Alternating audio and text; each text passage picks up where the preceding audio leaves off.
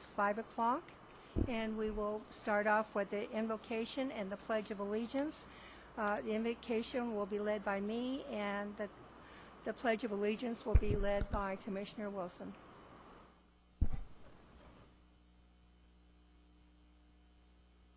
Heavenly Father, thank you for this opportunity to freely meet to discuss issues of concern to the citizens of the City of Victorville.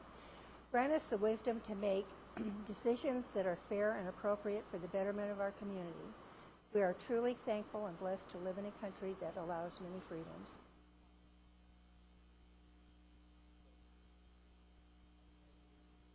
Flag of the United States.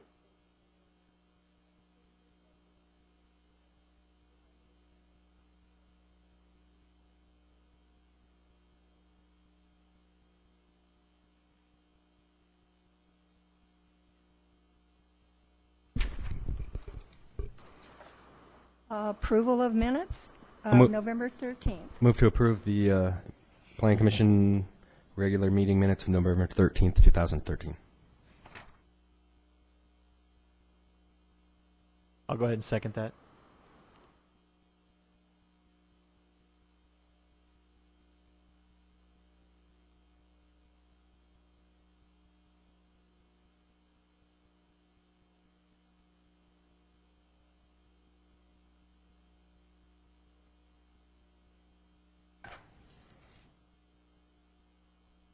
Agenda item number 1 is a public hearing, and there is a request for a continuance. So do you want me to open it, or do you want to explain it, and then I'll open the public hearing, then we'll continue it? Sure, I can explain it. The application is for a convenience store with a 8-pump gas station. The applicant's also requesting alcohol license, and since it's located within 300 feet, we need to properly notice the surrounding area and the place a newspaper ad 10 days prior to the meeting. So by continuing it to the 15th of January, we'll be able to accomplish that. I'll declare the public hearing open on that case and ask if anyone wishes to speak to that matter. There being no response, we will continue this. I move to continue this to January 15th, 2014. Second.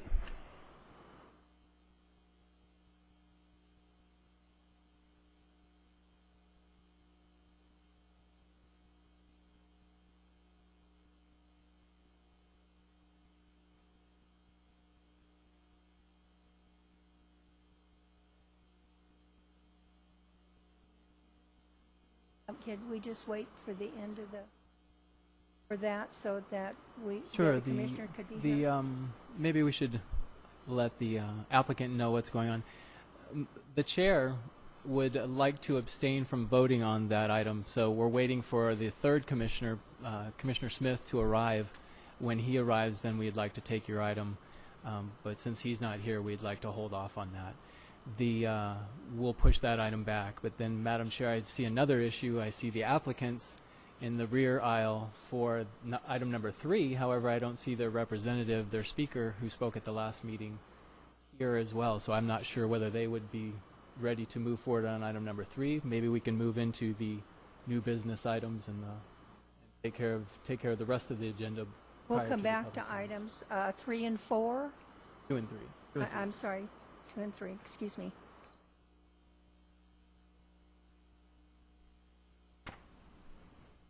Agenda item number 4 is public comments on planning matters. In compliance with the Brown Act, it is necessary for the Planning Commission to make available time for members of the public to address the Planning Commission on items of interest that fall within the Planning Commission's subject matter per jurisdiction.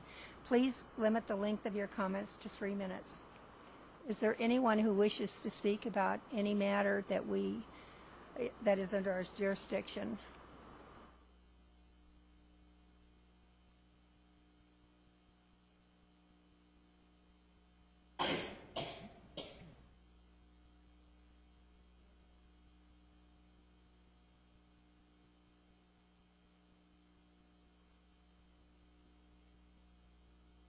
That's Mr. Colombo, who, Okay. but in the audience. But again, if you would prefer to move ahead with the new business items, or we can Yep. go to item Let's number just 3. go, they'll be pretty fast, so with that. Agenda item number 5. Thank you, Madam Chair, fellow commissioners. Item number 5, staff's requesting feedback from the commission on how to publicize, or if to publicize, the meetings on our city website through our Granicus system. Currently, the Planning Commission only publishes the agenda index, which does not include the staff report or any written communication. There's some options before you, and we can answer any questions you may have regarding the publication. So we're here if you have any questions. Okay.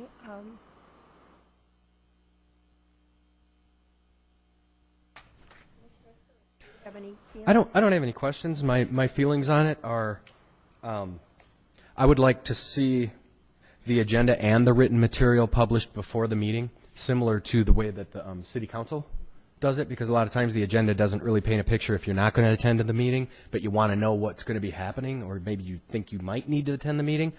If you can dig in and see the, because it's just it looks like there are attachments embedded in the PDF, the backup material, and you can go through and read the details on it. I think that'd be helpful.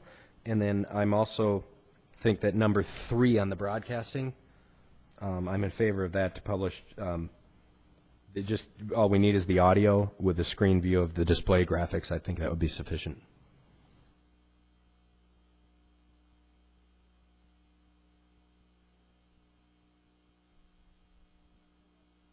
I feel kind of same as Rob, or Commissioner Kurth. Sorry. So, but on the second one is, I'm not too concerned about the broadcasting of the meeting. We've skipped over a couple of, so we're on 5 now, so references on this. I personally don't have any preferences. We're talking about this stuff being broadcasted or whether or not it should be on this website. I mean, I'm for as much transparency as possible. So if we want to put that stuff on the website, I personally don't have a problem with that. I agree with Commissioner Kurth on publishing the agenda and written material part of the meeting and publishing the audio of the meeting. Do you know how the City Council feels about that? I know that they want transparency also, so... Their last direction to us about the commission was to let the commission decide. Oh, okay. Yeah, they're fine with whatever you choose. Okay. So you have your direction? Put on it or not? I think that one. Okay.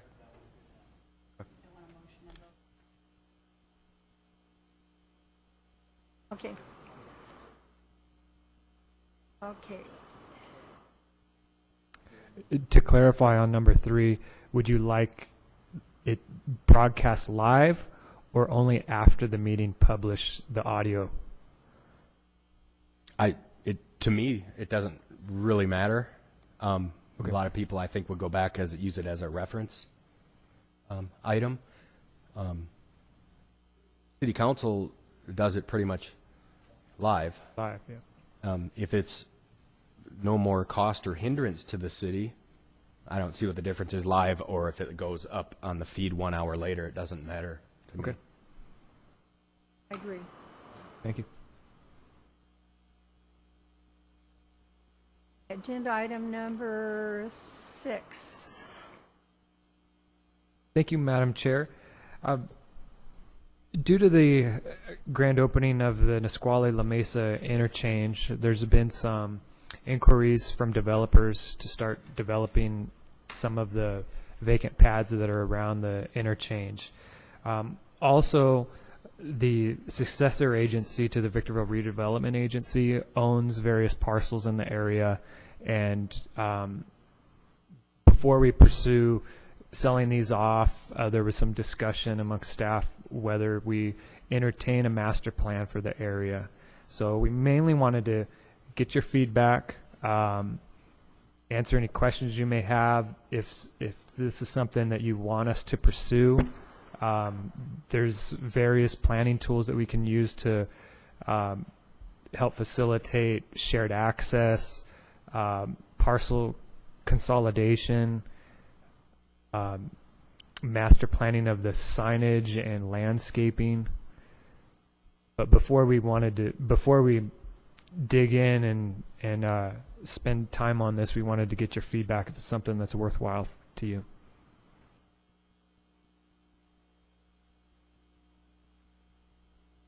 Well, when I look at it, knowing, driven that area, how curvy and wavy and hills and swells and everything you got going over there, I definitely see there's some opportunity for some development over there based upon. I think it would be worthwhile to pursue it to see, some sense economically, but also, for some development purposes. Going to find probably that the people who are interested in are going to be freeway-oriented type businesses, or with maybe the exception of that area along Mariposa under, I guess that's lot 4. By the mobile home park. That almost looks like a strip center area. That would, I mean, that's what it looks like to me. But the rest of it could be done that way. So.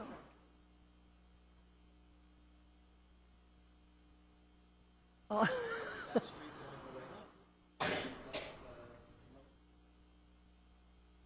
Mm-hmm. Uh-huh.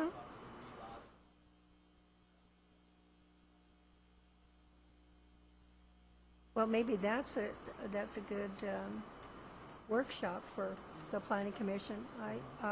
Where we could get their ideas and maybe even people who are selling the properties that might have some ideas and who they're marketing to, and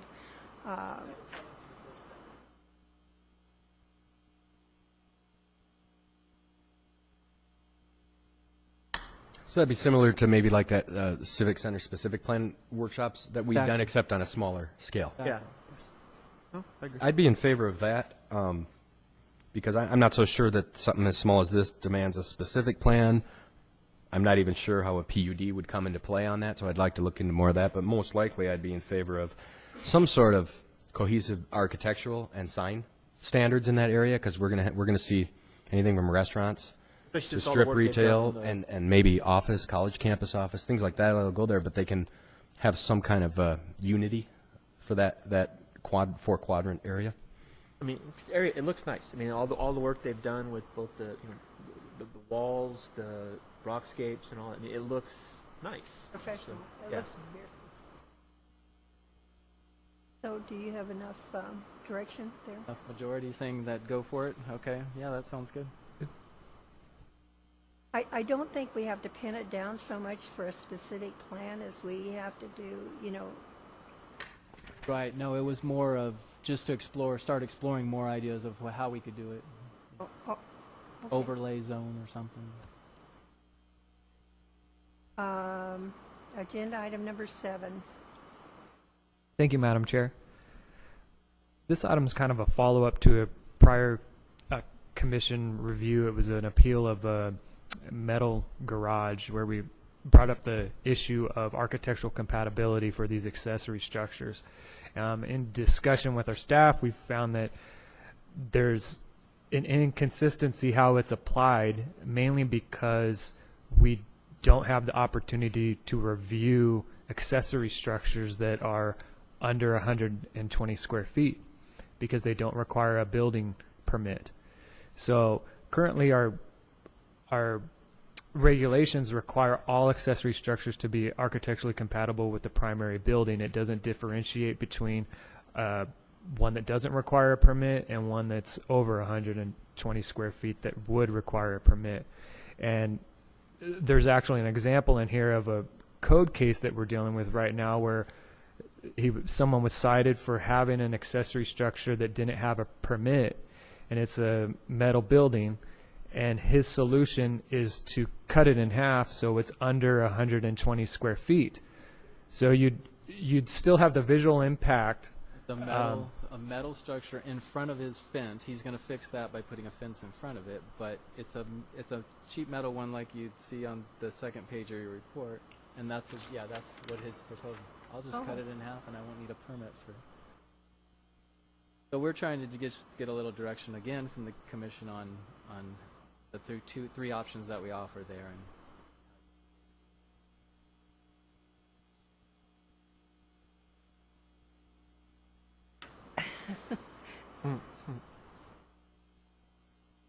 You can see on the first page examples of the sheds that they would sell at Home Depot or Lowe's that would fall under the non-permit status. They just purchase them at Home Depot and they could put them on their lot. Our current regulation doesn't prohibit someone from putting multiple sheds that are under 120 square feet on their lot. So you could, similar to the scenario. Yeah, it's limited to lot coverage, but you could have 3 or 4 sheds that would still meet their lot coverage. So they wouldn't. They'd have 4 sheds that are over 120 square feet that don't have to be architecturally compatible. There's still that visual impact that you'd have, but we don't have the means to restrict it because they don't have a building permit. Is there a maximum in terms of how high a fence is allowed to be on someone's property? What is? Yeah, and for residential zones in the rear yard, they can go up to 7 feet. An accessory structure can go up to 15 feet. The permit after 12 feet. I mean, what I'm just kind of thinking is it's just one of those gray area things that's kind of tough to deal with anyways. And I mean, if they have a wall that is 7 feet and they're allowed to have one of these up to 15 feet, that's what we're saying, right? Or 12 feet sorry. without a permit. I mean, they're going to be able to have 5 feet showing. No, so it's like kind of damned if you do and damned if you don't sort of situation. So I don't really know what direction to. I don't even know what to do. One of the things that we could do is to change our ordinance where they only allow one accessory structure. That's easy. Would an accessory structure also be a cover for like an RV, not a fully enclosed, but a partial for protection from sun and wind? Would that be? Now, see, that's where I would have a gray area because I've got a shed that's 10 by 10, but I also have the room to put in when I get my RV, I've got an RV spot, but I do want to put a cover in over it to cover it to protect it from the sun and stuff like that. So, and I know it would be over 12 feet permit-wise. It could be specific enough to an accessory storage shed or something like that, so that you're not ruling out gazebos or pool houses or. No, I understand that, but but I'd hate to change it to where all of a sudden I'm limited to one or the other. But my lot is, I mean, I'm on almost half an acre. That makes absolutely no sense to me then.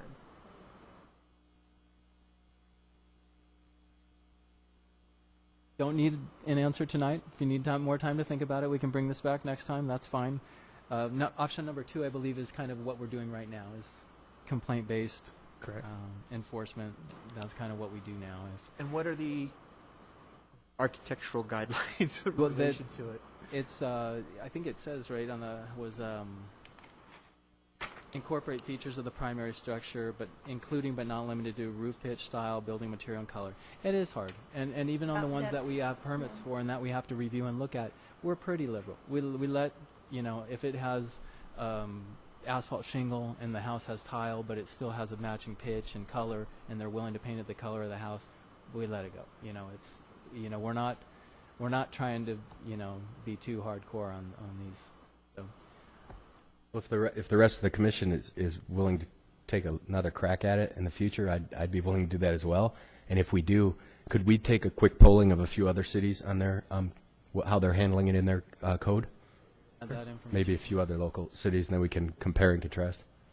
I can see where people need, the smaller units just for Christmas stuff and all almost everybody's got one, you know. So right now, the complaint-based process is probably your best bet. Okay, so we'll return in the future then? Okay, with more information. All right. sounds good. Maybe with idea of what other cities are doing. Right. Agenda item number 8 is a request to withdraw Sterling Capital Investments Lot 19 site plan.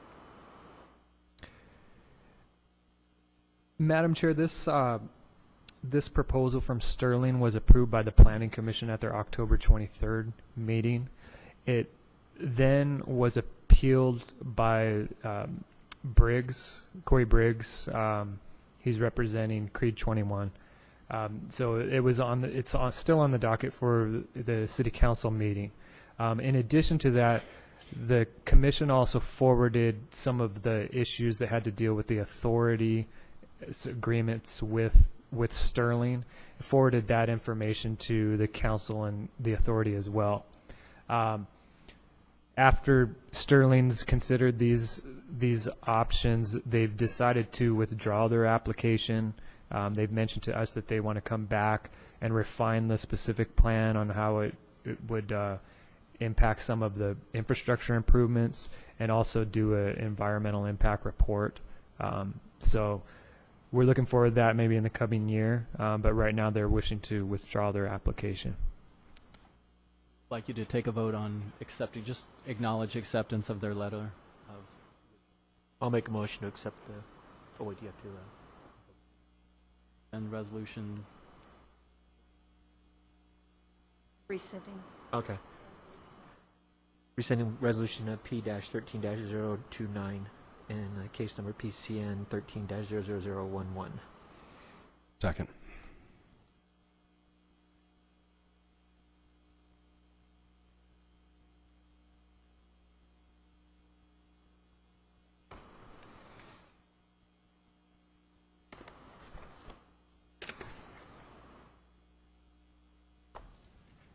Okay, we're going back to the public hearings.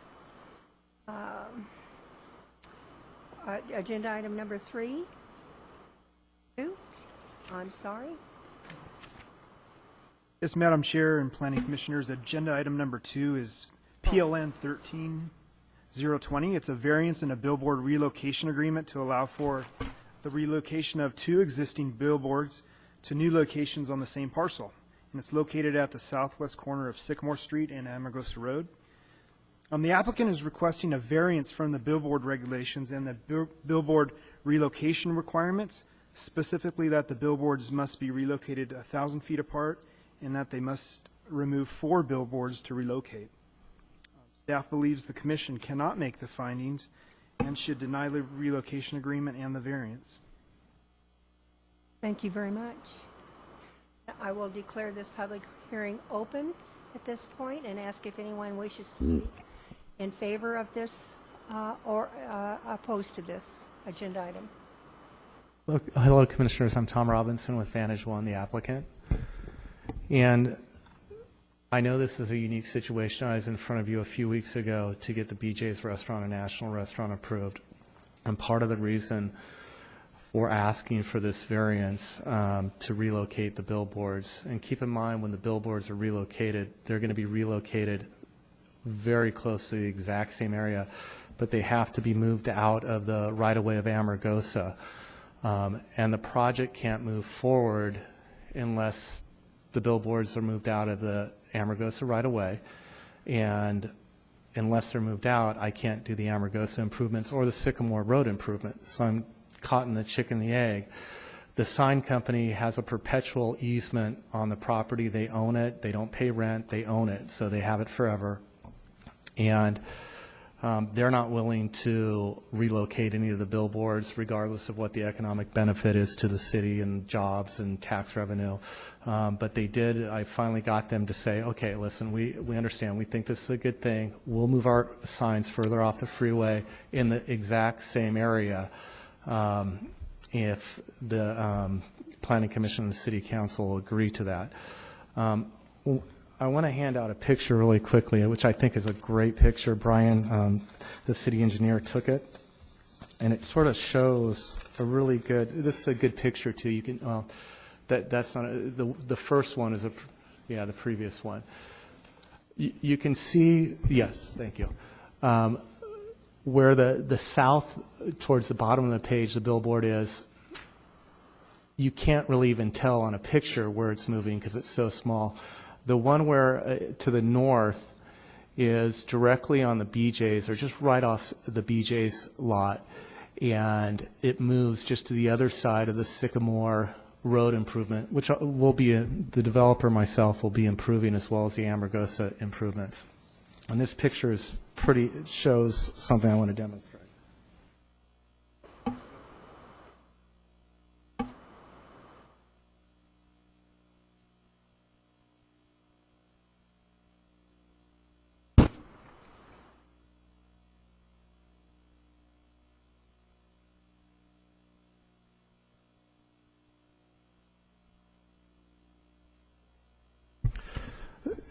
A couple points here. When you look straight on this and you're walking down the sidewalk, you'll notice the sidewalk stops right there.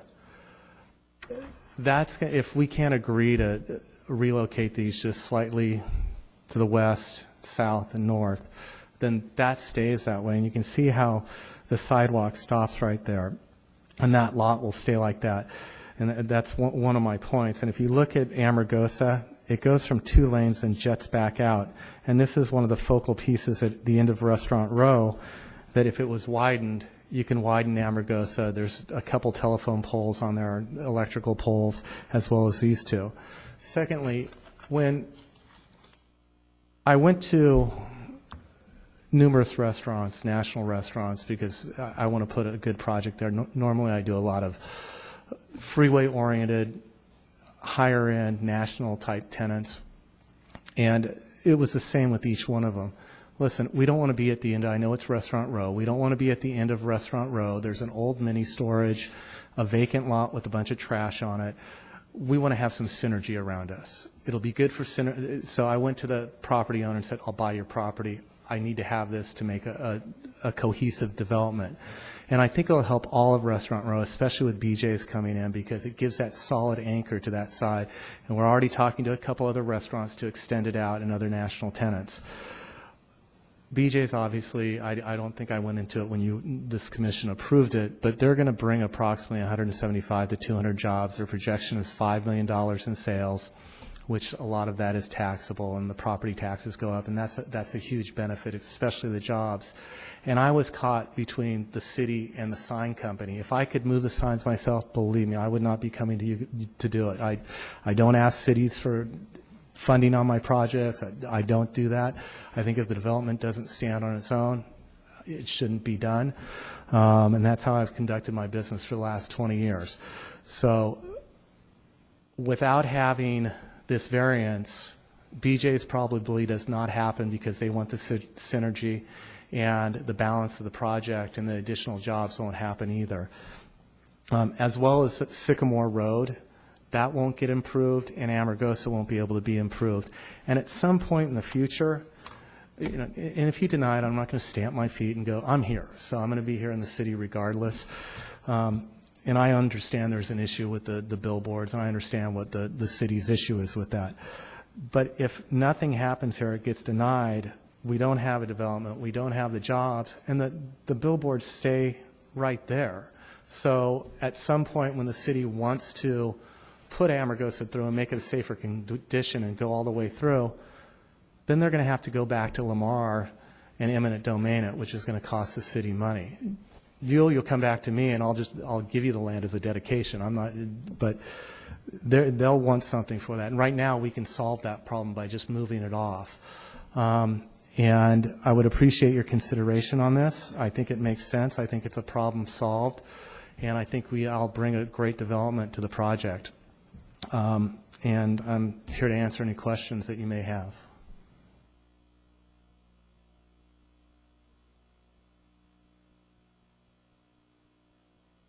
Thank you very much, Mr. Robinson. Thank you.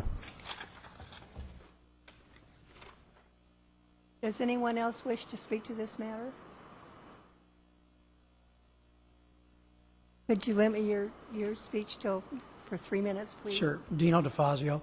The only thing I want to bring up is that the BJ's Restaurant would be a great addition to the city of Victorville, and the billboards are going to stay there whether this project gets built or not, because Lamar does control the land in with the easements, so they have control. The BJ's is only going to bring one site to the high desert, and their other option, if they don't get this one, is the city of Hesperia, which is offering a incentive package of 3 years guaranteed income of the chain. But they would prefer to be in Victorville. They prefer this location. They need the synergy. They don't want to be the last one on there. And having lived in the Victor Valley since 1965, it'd be a great addition to Restaurant Row. And moving the billboards a few feet, you're not going to notice it. And it solves the problem that Sycamore gets built and Amargosa gets widened. It's a great project for the city. Thank you very much. Does anyone else wish to speak to this matter? There being none, I will close this public hearing and ask, does anyone have any questions whatsoever? Madam Chair, I'd just like to point out his comment that BJ's only opportunities are here at Hesperia, one site only, are not true. We've discussed several locations in the city of Victorville with BJ's. I'd like to know what staff's thought is on the if the billboards, if their request is denied, would we lose BJ's? I mean, the applicant's saying they won't go there because the billboards aren't moved. I don't see a representative here from BJ's to answer that question. I can't answer that question for them. She was here last time, but I don't know that for sure. We can say though that the BJ's approval stands independent of the Lamar billboard relocations. So it was conditioned without anything to do with these billboards having to be relocated. But as the applicant may elaborate on it's closed, sir. Okay. The applicant may elaborate later that it's more of a financial issue for bringing more synergy and an extension, so to speak, of Restaurant Row to the south where Sycamore is. But just to clarify, BJ's, their conditions of approval are apart from anything that has to do with the billboards. I have one question. There is a barbed wire fence around the top of the fencing around there, all the way around. I went out and looked at it just to see how close it was to the street. And do you know what the purpose of that is? Unless it's they keep it from people dumping or what? I don't know. It's been there for some years. I believe it's been there prior to our ordinance that prohibited barbed wire, but there's just really not anything stored on that vacant lot. But there's been a lot. It looks like there's been dumping on that Dumping. property. So, Also remind you that yours is a recommendation to the city council. It's not, if you recommend denial, it doesn't mean the project's denied. It goes to the city council automatically for action. thank you for that clarification. Chris, is this the same situation in others that we've seen that once the property, once this physical property where the billboards are has a development application come in that the billboards have to go, or is this a different situation? No, we are not allowed to do that anymore. In fact, Lamar, the owner of these billboards, worked with the city attorney's office, to draft the ordinance that's in the staff report. So they're very well aware of what needs to happen when a property develops. And that is part of the issue with why this doesn't comply with the ordinance. The reason the ordinance was written was for these billboards, was for this situation. When development comes, they can reduce them, go to a digital billboard. They can put a billboard on this site with a relocation agreement, but they'll lose 2 or 3 and get to replace it with a digital one. Lamar is very aware of that.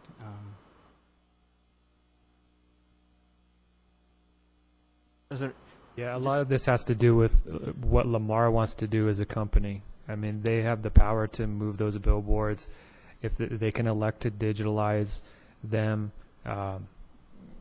So it's Lamar's not here today, but that's it. the kind of the balls in their court is because they have a perpetual easement on this property.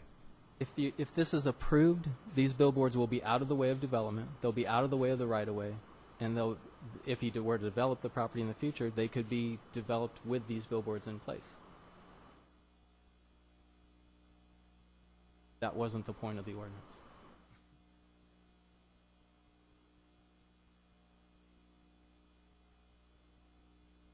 Pleasure.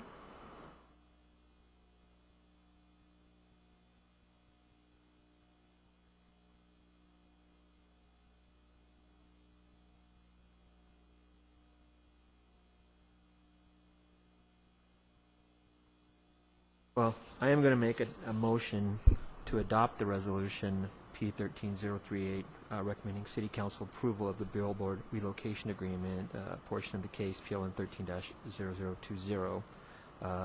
The variance, adopt resolution P13038, recommending City Council approval of the variance portion of the case PLN 13-0020, and find the project categorically exempt under section 15303, entitled New Construction or Conversion of Small Structure, the state guidelines to implement the CEQA. Can we make a clarification between adoption and deny? Adoption meaning Adoption would be approving the relocation agreement as requested by the applicant. as requested by the applicant. Okay. I also wanted to state that the billboard relocation agreement, the resolution number is P13041. Oh, you're right, I'm sorry. P-13-041. I'll go ahead and second the motion.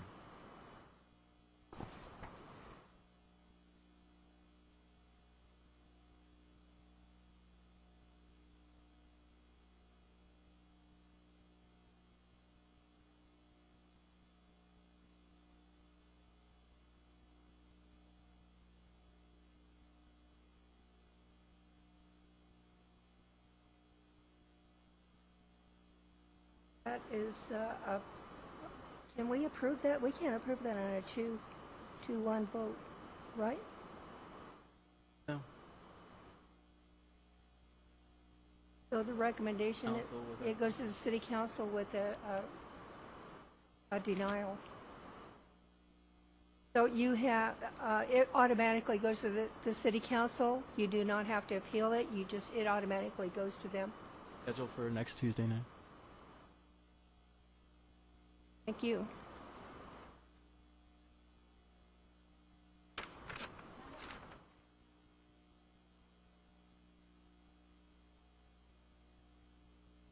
Our next item is agenda item number 3. Thank you, Madam Chair, members of the Commission. Item number 3, refresh your memories a little bit, is PLN 13-16. It's a conditional use permit to allow for administrative office within the Industrial Park District.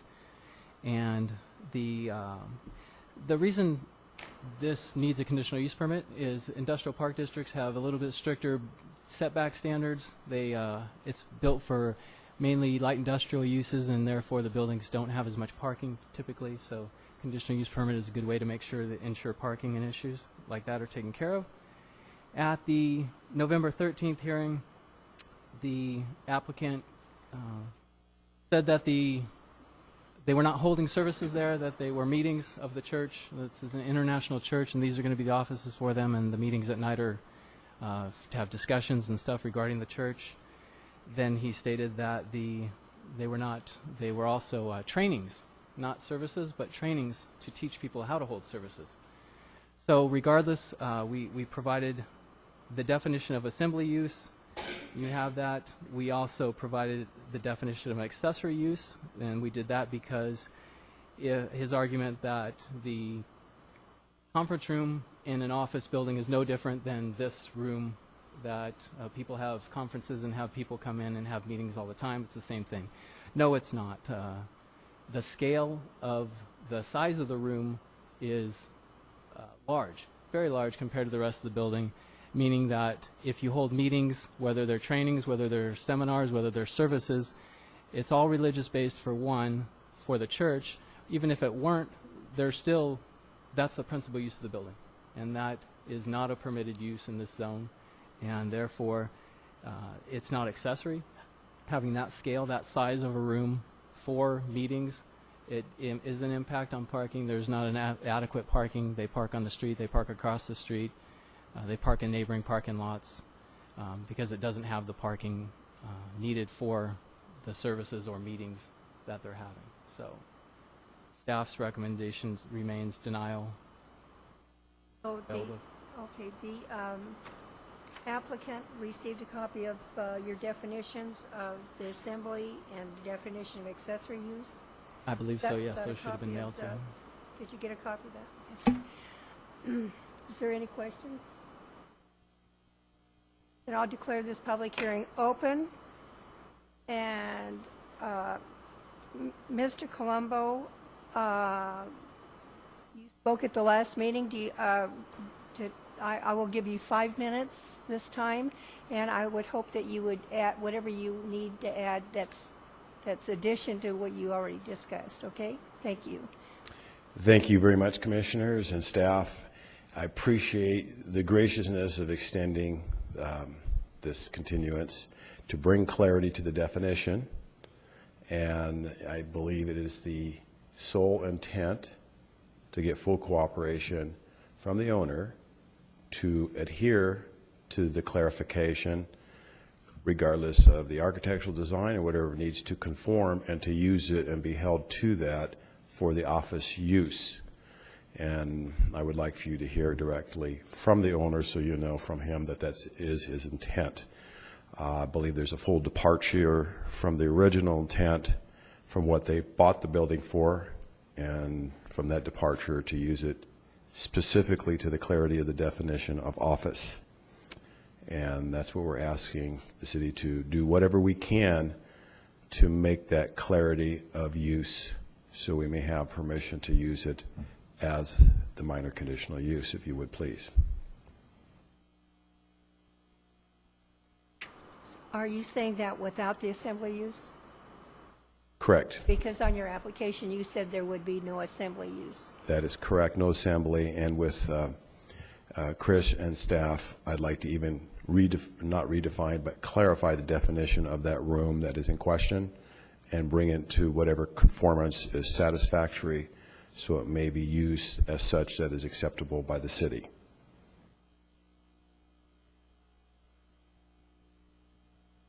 Well, my concern in looking both at the documentation that the city provided, the advertising that was on the website, the photos of the A-frame out in front advertising services, that leads me, that's where I have some concerns based upon what was presented versus what I've seen versus what was being presented. So you're saying that there will not be services being held there, that it will be the accessory? You're absolutely correct. You have to, let's go back that the original intention, it's always been a church in IDP, and there was a window of time that the temporary was available, and over the 6 months' time they owned the building, that window of opportunity closed with the continued intent of the church use. They either have to not use the building at all or conform strictly to the definition that you so graciously provided us now, and I think it's a willful intent of the owner to do so, and I am willing to work with the owner, with the staff, to bring it in more clarity for the room sizes, spaces, uses, whatever we need to do for the new use, and depart from the old intention completely. We would need a more defined floor plan of the open office area, outlining cubicles or offices, office space, so that we would know how many desks, how many parking spaces would be needed with the additional existing offices in the building. Therefore, then we could verify parking. It would be absolutely fine. Any violations in the future would be a code enforcement issue, as they would with any business violating their conditional permit. Back to planning and development. We could do that to condition it for office and use. then you could resubmit it with the site plan or the Floor plan, yeah. floor plan. You're so welcome. Thank you. Ortiz.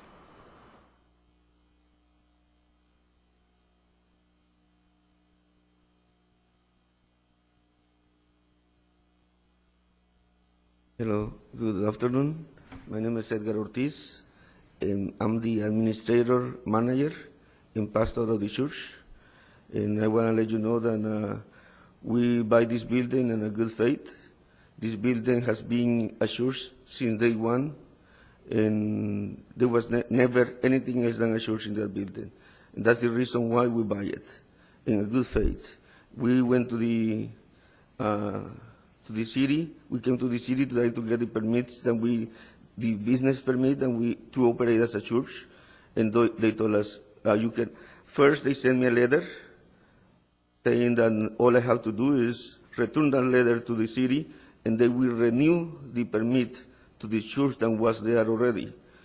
And when I came to the business development or planning development, they told me that there was a mistake. And so I didn't know what to do, because we buy the building to have a church.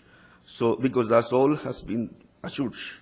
And now you saying that we can't have a church. So I talked to Mr. Colombo and told him, if we can use the building, not even for offices, the business is unless for us. We cannot use it. The business will go to foreclosure, and you will have another empty building in the city. We cannot rent it to somebody because the economy is weak. If you go to that street, you have few buildings empty over there. So the only thing I ask you, please, let us have the offices in that building. Let us use that building. Otherwise, we will lose it. We buy that building not with a lot of money. We have to work hard, sacrifice ourselves to buy that building. As a church, the economy is weak, people are not working, and they sacrifice to buy that building, and we don't want to lose it. If we don't have a use, not even for an offices, what can we do? We cannot sell it because the economy is still weak. We can do anything about it. So I ask you, please, let us use the building. We are people that are working for the city. We're praying for the city to get well. We are not looking for our own benefits. We are looking for the benefits of the people of Victorville. We bring business to the people of Victorville. When people come to the building, they eat lunch, they eat dinner in the restaurants around here. So I ask you, please, let us use the building as offices, because otherwise we can't use the building, and we're going to lose it. It will be sad for me to go and tell my people we are going to lose the building because we cannot use it. Thank you very much, Mr. Ortiz. Thank you. Thank you very much.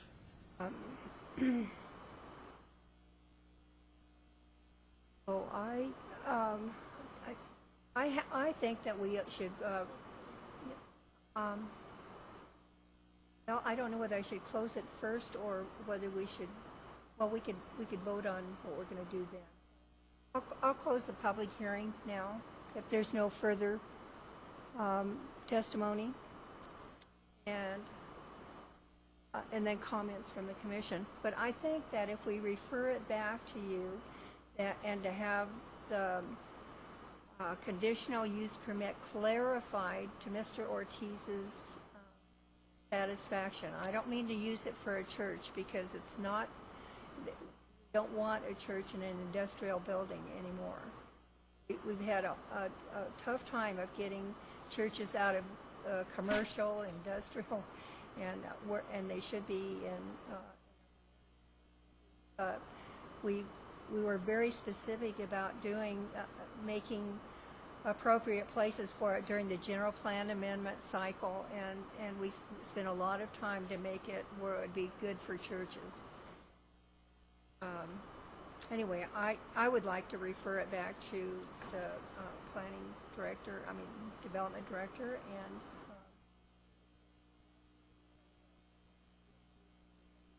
for offices. And a plan for the floor plan for the building. Yeah, I don't think we need to do a new application. We haven't had any opposition from any neighbors here tonight. We only have people speaking for it, so with your direction, we can certainly condition the project to be accepted.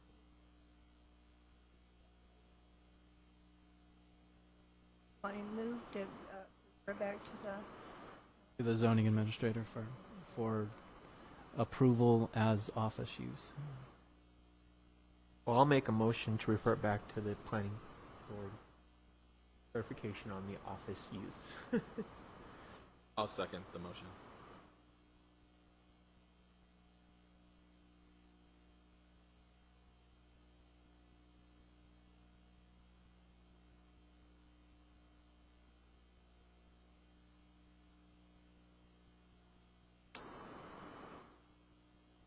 that motion has passed.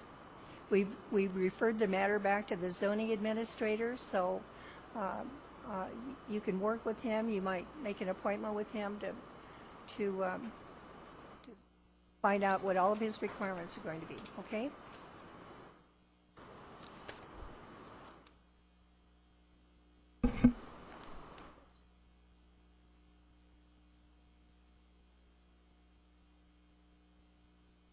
Well, agenda item number 9 is presentation of reports by commission members.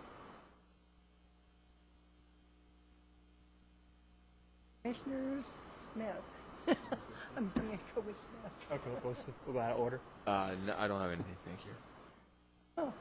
I was just wondering if you guys saw that Daily Press article last week with the teasers item that we had to deal with a while back, and in that article it said that the courts found that that our findings did not support the evidence or something like that. Do you guys know anything about how that went down? The evidence did not support the findings. Or, Okay. yes, backwards, but With all yes, the police we reports? will be coming back to you probably on January 15th with start all over again.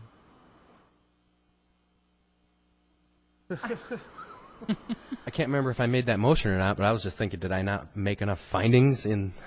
No, our attorneys said that the evidence was sufficient, that the judge didn't seem to have a grasp of it, or he mentioned not seeing photographs when there were photographs, and other things like that. So we're going to reformat it. We're going to bolster it with more information. We're going to add the new shooting that happened the week after the judge said that they could reopen. And we're going to go back. We'll be before you. I imagine the 15th may get continued again. Their attorney says he hasn't had enough time, but we're going to go from start again and do it again. Okay, thanks. Their recommendation was that an appeal would take a little bit longer, so this would be a faster process. But do you have to appeal to the judges? What, Los Angeles? But at least he knows, I guess they think he knows what he needs to see now or something, so it may not be a bad thing to have the same judge. With only 600 or 700 pages of documents?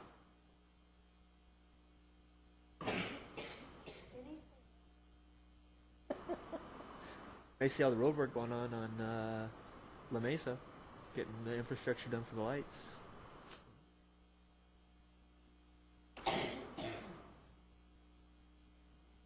I don't As long have. as they're synced, that's all that matters.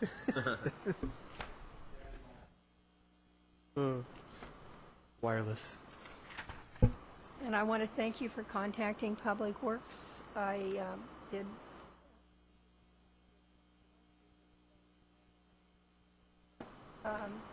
They're going to take out because it's unstable. It's probably a 2-ton tree or a 3-ton tree, and if it fell over. Watering it. I was thinking about getting a knife. Well, was it?